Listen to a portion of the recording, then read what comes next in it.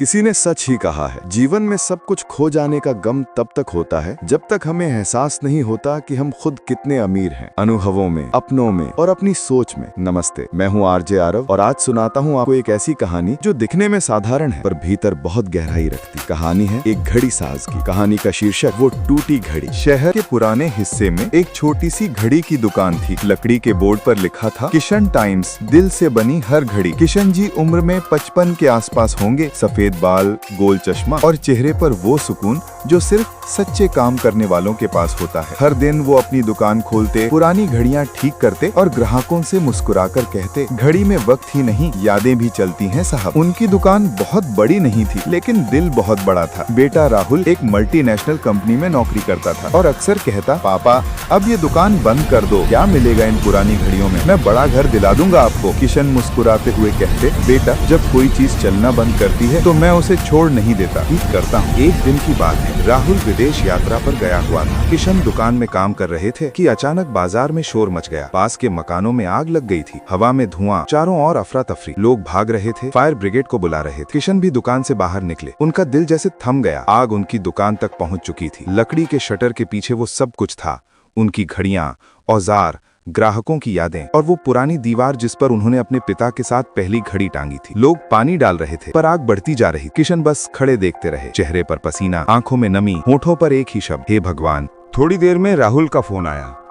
पापा मैं सुन रहा हूँ कि बाजार में आग लगी है, आप ठीक तो है ना? किशन बोले, हाँ बेटा मैं ठीक हूँ, लेकिन दुकान तब जल गया। राहुल कुछ पल चुप रहा, फिर बोला, पापा एक बात बतानी है। दरअसल मैं आपको बताने वाला था जब लौटा, पर अब शायद यही वक्त है। मैंने उस दुकान का एग्रीमेंट पहले ही बेच दिया था। एक नया मॉल बन रहा है वहाँ, आपको अच्छे पैसे मिलेंगे और अब रिटायर होकर आराम से रहिए। किशन जैसे सुन्न पड़ गए। मतलब वो दुकान अब हमारी नहीं? नहीं पापा, मैंने सौदा कर दिया है, अब तो नए मालिक की चिंता है, हमारी नहीं। किशन ने चारों ओर देखा। अब आग वही थी पर दर्द कहीं खो गया था। चेहरे पर जो तनाव था वो जैसे हवा में घुल गया। उन्होंने शांति से कहा, तो फिर ठीक है बेटा, चलो जो होना था वो हो गया। पास के लोग हैरान थे। अभी कुछ मिनट पहले जो व्यक्ति अपनी जान लगाने को तैयार था दुकान बचाने के लिए, वो अब शांत खड़ा था, जैसे दर्शक बन गया हो अपनी ही कहानी का। थोड़ी देर में राहुल का फोन आया। पापा मैं सुन रहा हूँ कि बाजार में आग लगी है, आप ठीक तो है ना? किशन बोले, हाँ बेटा मैं ठीक हूँ, लेकिन दुकान तब जल गया। राहुल कुछ पल चुप रहा, फिर बोला, पापा एक बात बतानी है। दरअसल मैं आपको बताने वाला था जब लौटता, पर अब शायद यही वक्त है। मैंने उस दुकान का एग्रीमेंट पहले ही बेच दिया था। एक नया मॉल बन रहा है वहाँ, आपको अच्छे पैसे मिलेंगे और अब रिटायर होकर आराम से रहिए। किशन जैसे सुन्न पड़ गए। मतलब वो दुकान अब हमारी नहीं?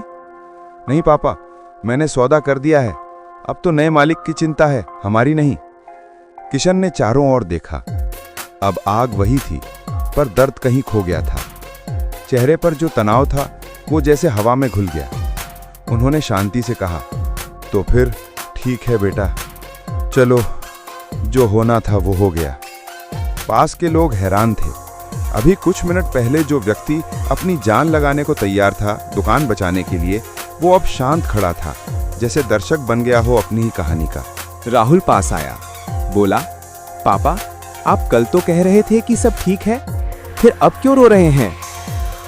किशन ने चुपचाप कहा, क्योंकि कल मुझे लगा था ये जगह अब मेरी नहीं रही, लेकिन अब पता चला कि ये अभी भी मेरी है। और जब तक अपना शब्द जुड़ा है ना बेटा, दर्द भी साथ जुड़ा रहता है। वो थोड़ी देर चुप रहे, फिर बोले, देख बेटा, असली तकलीफ नुकसान से नहीं होती, लगाव से होती है। हम चीजों से, जगहों से, लोगों से जुड़ जाते हैं और जब वो दूर होते हैं तो हमें लगता है कि हम खुद टूट रहे हैं। राहुल कुछ सोच में पड़ गया। किशन आगे बोले, लेकिन याद रखना, जो चीज जल जाती है वो बस लकड़ी, ईंट या कांच नहीं होती, उसमें वो वक्त जलता है जो हमने उसके साथ बिताया, और वो वक्त कभी लौटता नहीं, पर उसकी सीख हमेशा रहती है। रात बीती, आग बुझ गई। सुबह फायर ब्रिगेड की गाड़ियां जा चुकी थीं। जहां किशन टाइम्स का बोर्ड था, वहां अब सिर्फ राख और टूटी ईंटें थीं। किशन अपने घर के बाहर बैठे थे कि राहुल लौट आया। पापा को गले लगाया और कहा, आप परेशान मत होइए, मैंने सब संभाल लिया है, नए घर का कागज भी तैयार है। किशन मुस्कुराए, मुझे पता है बेटा, तू हमेशा कुछ अच्छा ही सोचता है। तभी राहुल के फोन पर एक कॉल आया। वो सुनते ही थोड़ा परेशान हुआ। पापा ने पूछा, क्या हुआ? राहुल बोला, पापा वो जो सौदा था उसमें थोड़ी दिक्कत आ गई है। क्लाइंट ने अभी एडवांस दिया ही नहीं था, लीगल पेपर पर साइन बाकी है। मतलब दुकान अभी भी हमारी ही है। बस इतना सुनना था। किशन की आंखों से फिर आंसू बह निकले, चेहरा पीला पड़ गया। वो उठे और उस राख के ढेर की ओर चल पड़े। हाथ कांप रहे थे, आंखें भीग रही थीं।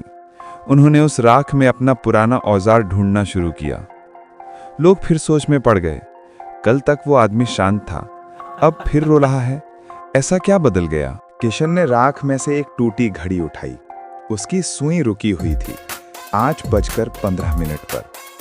किशन मुस्कुराए, बोले, देख बेटा, ये घड़ी अब नहीं चलेगी, पर जिस वक्त ये रुकी उस वक्त ने मुझे जिंदगी का सबसे बड़ा सबक दिया। राहुल ने पूछा, क्या सबक? किशन बोले कि जब तक हम किसी चीज को अपना मानते हैं तब तक उसका खूना हमें तोड़ता है, पर जिस दिन हम उसे क्षणिक मान लेंगे उस दिन जिंदगी बहुत आसान हो जाएगी। राहुल की आंखों में नमी थी। उसने पापा के कंधे पर हाथ रखा और कहा, पापा, शायद अब मैं समझ गया कि आप घड़ियों को क्यों ठीक करते थे, क्योंकि आपके लिए हर बंद चीज सिर्फ टूटी नहीं होती थी, अधूरी होती थी। किशन मुस्कुराए, हाँ बेटा, और आज जिंदगी ने मुझे भी ठीक कर दिया है। अब जो गया उसका गम नहीं, जो मिला है वो किसी से कम नहीं। उन्होंने टूटी घड़ी अपनी जेब में रखी और बोले, चलो अब एक नई दुकान बनाएंगे। नाम वही रहेगा, किशन टाइम्स, पर इस बार टैगलाइन होगी, यहां हर घड़ी एक नई शुरुआत है। और बस यही इस कहानी की सीख है। जो खो गया वो जरूरी नहीं कि अंत हो। कभी कभी वही आग हमें नया बनने का मौका देती है। बस हमें इतना करना है कि हम लगाव को अनुभव में और गम को सीख में बदल दें। फिर वही बात जो मैं अक्सर कहता हूं कि कर दिखाओ कुछ ऐसा कि दुनिया कहना चाहे कि काश हम भी वक्त को ऐसे ही मुस्कुराकर देख पाते।